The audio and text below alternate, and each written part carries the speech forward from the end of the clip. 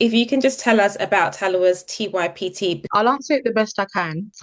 TIPT is one of those programs that exists in our city and in our theatre scene nationally, where which is just has been like for me one of the most inspiring and impressive programs for young performers and for emerging artists. And it's for me it sits for me at least it's as a freelancer, it has sat at the heart of my relationship with Talawa over the years. And it's essentially a program for artists, young performers who are aged, I believe, 18 to 25.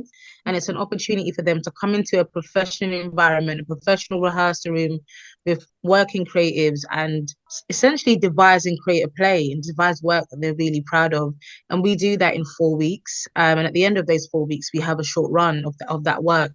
And I think what I love about TIPT is that TIPT has, for me over the years, maintained such a beautiful standard of work, such a beautiful standard of storytelling. And you get to see it from the mouths of the young people that are really coming into the scene and you know and are doing such wicked, such dope stuff. And I'm excited that some of the people this time around are also TIPT alumni, which is part of the cyclical nature of it as well. That you get to join in and then somehow TIPT still gets to be a part of your life years later. Did you do Tipped many years ago? No, Okay. I didn't, but I catched the show when I was around these guys' ages. I catched the show some years ago back in Hackney Showroom, and I couldn't stop raving about it. It was called Run It Back, and for me, it was just the most inspiring piece of work as a young theatre maker. And I was like, I want to make work like that. Mm. And seeing people my age making it was like, wow, that was big. I agree. There's so many things that I've seen back in the day, and it still sits with me, especially when it's like showcases when it's people your age. Because you think to yourself, okay, I can relate to this, and if they can do it, why can't I do it too? 1,000%. TD, what inspired you to want to do the 30th anniversary to take part in the directing side of it all? I think it's one of those gigs that as a director is super attractive Mm. because it's Talawa and Talawa make really good work and Talawa have such an important and necessary kind of like impact when it comes to like black theatre makers. I remember me doing my masters years ago and desperately trying to find references or trying to find companies that represented the work I wanted to make and that looked like me.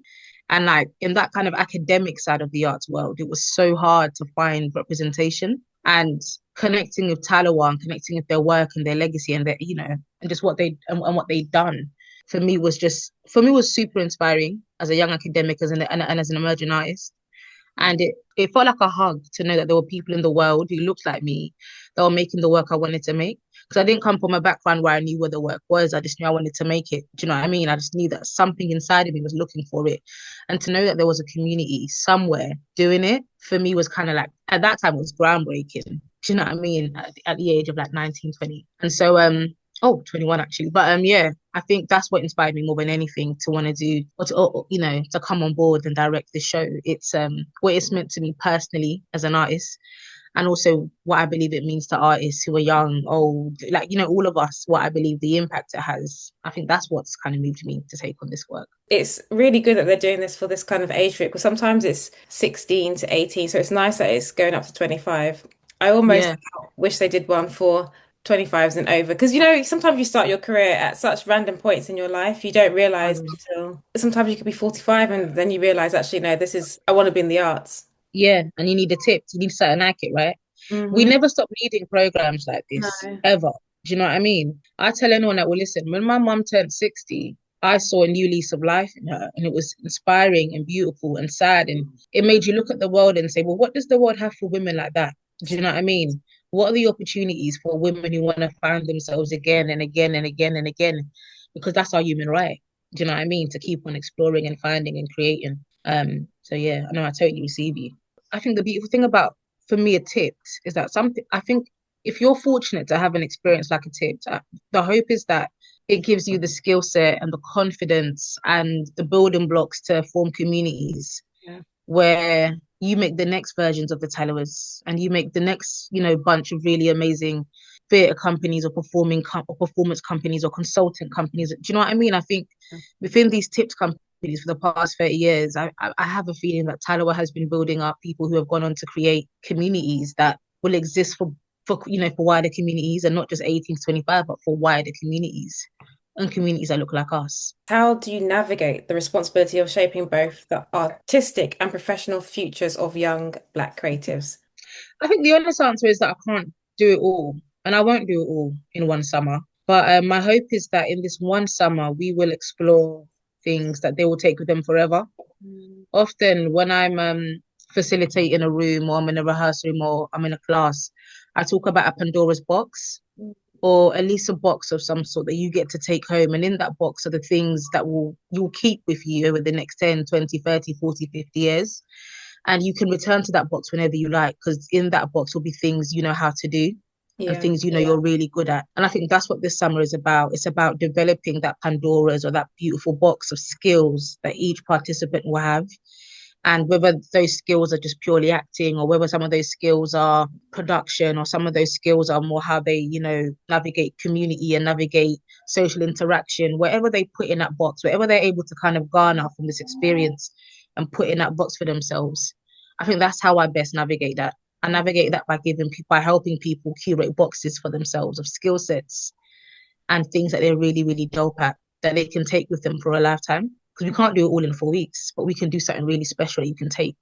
It's the hope. There's only so much you can possibly do in 4 weeks, and I can imagine those 4 weeks it will transform their lives and their careers massively. Yeah, that's the hope. The hope is we make work that we're proud of, and we find new ways to make work, and we find new ways to collaborate. You form new relationships, and your careers are not up and up. I know you were talking about the Pandora box. Is there like a specific skill that you would, if you had to install one on the whole group, that you'd want to give them? Can I be cheeky and say two? I think I might have Yes. two for you. I Yes. think two things that I put into that box, the kind of director and artist I am, is that I love actors. I really enjoy actors. I think they're so instrumental to the work we make, and they're so, they're the heart of our industry. Do you know what I mean? And well, for me at least. And so whenever I'm in a room full of actors, I love to talk about acting skills and performance skills and things that can better the actor's experience, and better the actor's kind of stamina on stage. And I think that's for me, potentially as a director, that's where I'm most useful, exploring acting skills that exist forever, really. And then I think the other thing I'm really passionate about these young people taking with them and putting in their boxes are autonomy.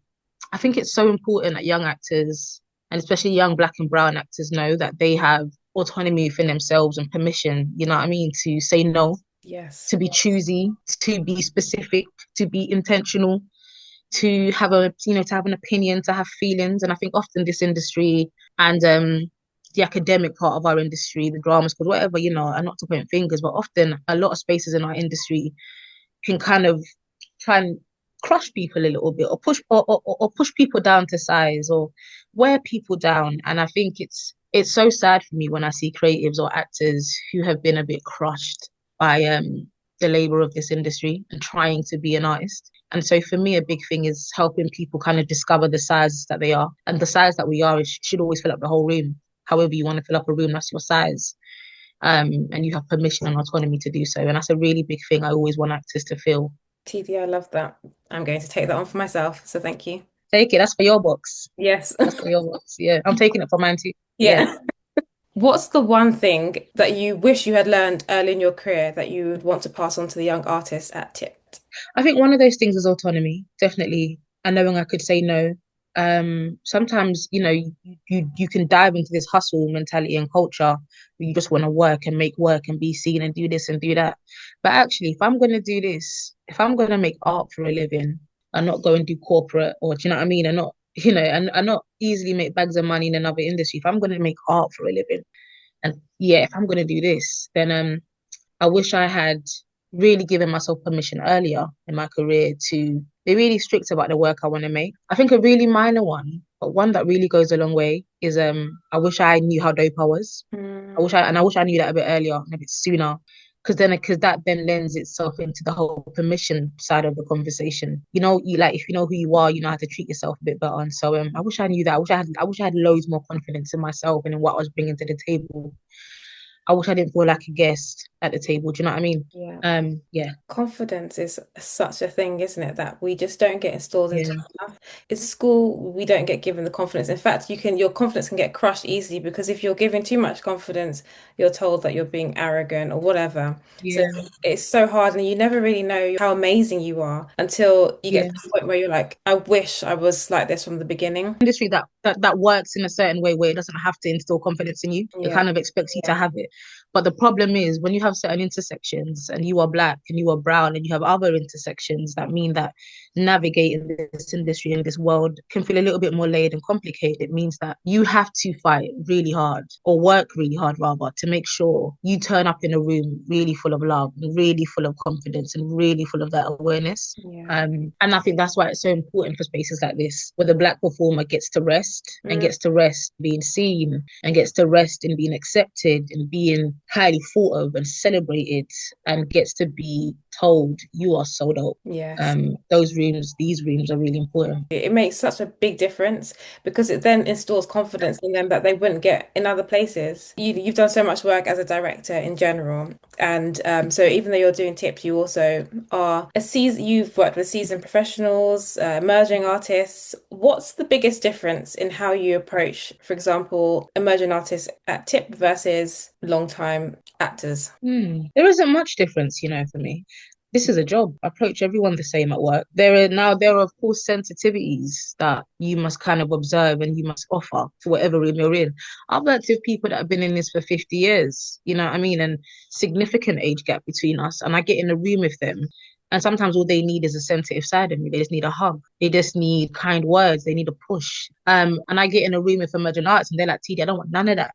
Give it to me. Push, you know what I mean?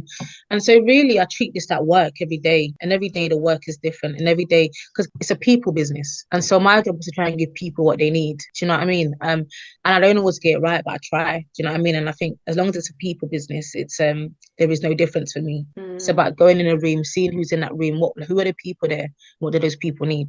I like to make good work or work that I like at least. And knowing that that's what we need to do, and knowing that I'm working with 10 amazing performers, we're going to make good work. Do you know what I mean? And I'm going to treat it like I would treat any other room because they're artists. When I'm in a room for artists, we work. How did you get into directing? I knew I wanted to be creative. When I was younger, I was obsessed with words. I was obsessed with anything seemingly creative, and I knew that there was a home for me somewhere. I just didn't know where it was. And I think the long and short of it is I dabbled in acting, tried to train in acting. I always knew that something wasn't quite right when I was training. I think even my tutors knew that I wasn't potentially in the right class, but I wasn't terrible at it.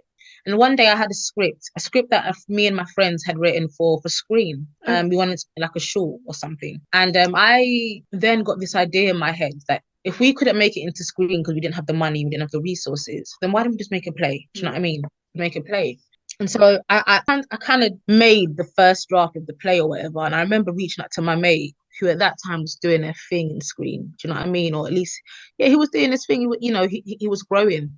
And I remember saying to him, mate, do you want to direct this? I've written it. All you have to do is direct it. He said, no one's going to come watch your play. And I remind him of this all the time. And he gives me the side eye. But he told me no one was going to watch a play. And I thought, yes, they will. If Mm. we bring our people out, they will watch a play. And so that summer in a local community centre, I used the money from my summer job, me and my mates. And we put on a play. And Wow. the ends came. Do you know what I mean? South London showed up. And I ended up directing that play. And I figured out on the job how to do it. And I pulled from directors and artists who I'd met along my journey. And that was how I fell into directing. And I never really stopped because I think I found home when I put them shoes on. That's really inspiring, actually. And also very brave to put on a play because it's not easy to even,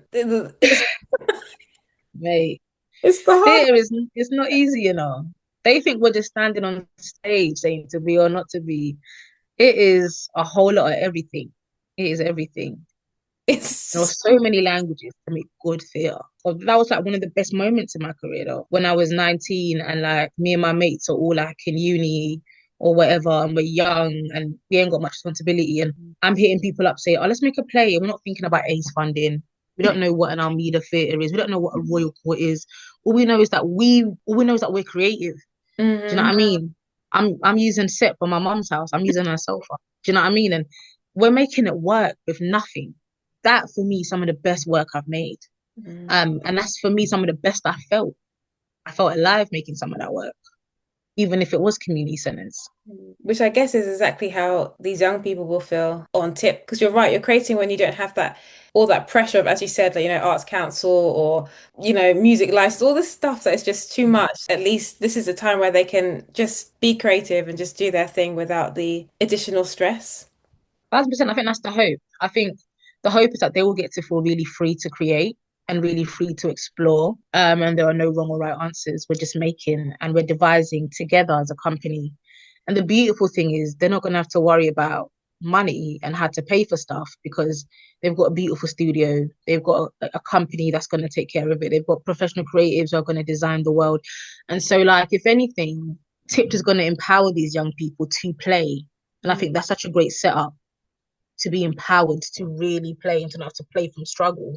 You're playing from a nice kind of foundation that is holding you and that is committed to holding you. I mean, that's fantastic. I wish I was under 20, 25 or under. You can create your world without having to worry about budget because that sometimes is enough for you not to want to create anything because of finances. Yeah, definitely. Going back to you and your directing, what part of directing excites you the most? Because there's obviously different parts to it. There's the rehearsals, the collaboration, or seeing the final performance at the end. Do you love it all equally, or is there a point that it's like, okay, this is the bit that I long for? I think I enjoy those afternoons with actors where we're really doing some good work. And I'm like, oh, I did some good directing today. I go home and I'm like, yeah, I worked for that money today. Sometimes that's my favorite bit, just getting right into like the thick of rehearsal Mm. and just really watching the play come alive, watching those characters come alive. But then also, as I've grown as a director, I love and have such a deep appreciation for all of the design elements that make theatre. I'm obsessed with LX. I'm so like obsessed with sound, and I love. I also love when we get into tech, and I see like my colleagues really begin to pour their genius in, and all their genius is coming alive. I love that. I love seeing all the other languages complement the performance and make the show. I love that. I love that because that is the show. All of the languages together is the show, and it's never just the actor by themselves naked. I think theatre is when you get together. Well, that kind of thing. There's different types of theatre, but I do enjoy that language of theatre when you put all the languages in. It takes almost like a village to create something quite spectacular sometimes. 1,000%, 1,000%. It's not a solo effort. It's not a solo effort. It's not, it's everyone. It's Mm. absolutely everyone. When you're not directing, is there what inspires and motivates you? When I'm not directing, I'm often working with communities or I'm teaching or coaching. And I think what I love about that work is teaching and coaching in communities is the work that pushes me. And it makes me constantly challenge myself. It makes me challenge my privileges, my prejudices.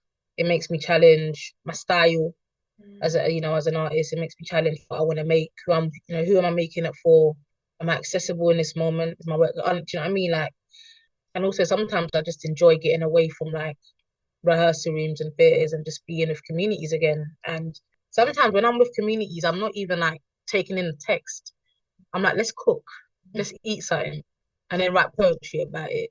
I mean, there are so many ways to be creative, and there are so many ways to allow everyone to feel like a big thing for me is everyone feeling like they're creative and like they have permission to create.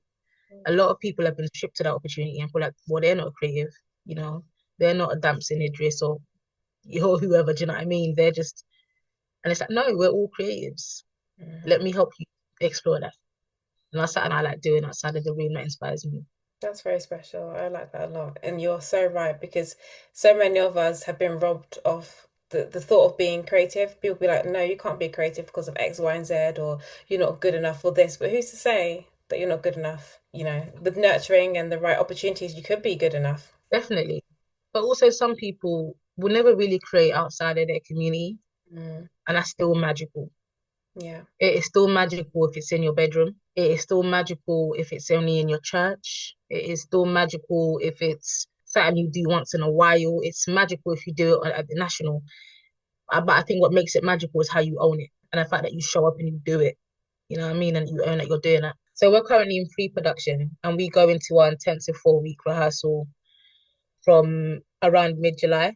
And so around mid-August, that's when we're going to have our short run. at Fairfield Halls in Croydon, where everyone can come and get involved and watch us and see the show. That'd be really exciting. So Yeah. before I leave you, I'm going to ask you, these are really quick fire questions. So it's basically the first thing that comes to your head. It's your favorite theatre space. What does that mean? I'm so picky. I can't even do quick fire. What does that mean, my favorite theatre space? Good question. So it could be a venue. My favorite theatre space aesthetically is the bare brick walls of the Almeida. It's beautiful. Mm. My favorite building in London at the moment is probably the Bush. Your favorite theatre show that you've seen that's maybe left a lasting impression on you. Misty by Renzo Kene. I saw it like 3 times, Bush and Trafalgar.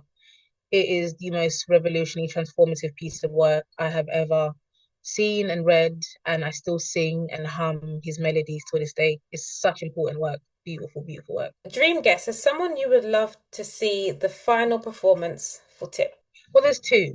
Someone who's never watched theatre before is from London or an inner city place and watches the show and says, I want to know more. Hmm. How can I get involved? Yeah. That's a dream guest. We do it for them. And I mean that. Do you know what I mean? That's so that. And then another one, and also it doesn't matter how old that person is. That person could be 70, that person could be 17, Mm. either, either or. And then another dream guest, I guess, for me, again, would be like a really sick chef, a Mm. really dope chef who's doing their thing in the culinary world. I can't explain to you why that matters, but if you come and watch the show, hopefully that will make sense. Okay. But yeah. Interesting. Oh, Okay. can I say one more? Yes, please do. I forgotten his real name, but Bashi, you know the rapper Bashi. Yeah, He's yeah, also an amazing Ashley. actor, Ashley Thomas. I think he's so groovy. I'd love him to come see it. I think That's he really makes such great sweet. work. He's such a beautiful actor. Yeah, It's yeah. so dope to see that transition from being one of the country's best black rappers, Mm. and now that one of our, an actor that we can be proud of as a country, if you look at his work. So Yeah. yeah. Your proudest career moment to date. Would have to be, it's always hard to answer stuff like this. Oh, I know, something that really matters to me. I spent a week in an R&D process for a film, and I facilitated an R&D in New York with some boys from the Bronx, these really beautiful boys from the Bronx who are now like my little brothers across the sea. And it was just some of the most inspiring work I've ever done. We explored the feelings, the tears, the joys of black boys, black and brown boys. We sung together, we danced, we acted, we did it all in 5 days or just under. And I think that particular week of work for me has been probably the most transforming piece of, well, one of the most transforming weeks of my career. And yeah, yeah, I'm really proud of the work we did that week. You do a lot of stuff for community, which is really nice. I do stuff with everyone. I Mm. do, but I do what I do because I come from community. Yeah. Do you know what I mean? So the stories I want to tell them on the stages of the National, at the Mm. Royal Exchange and the Opera House. Like those are the buildings I'm passionate about working in and making work in. But if I can make work for my people, then I'm making the right work and I'm doing it the way I want to do it. And so I can't not talk about community loads because I'm part of, I love community. I'm also so passionate about making really dope work that can exist on main stage houses, Mm. um, and work that our people want to see. I think that's me. That's why I exist. And that is important. TD, you have been amazing. Thank you so much for talking to me. You have Oh, inspired thank you, Christina. It's been a great chat.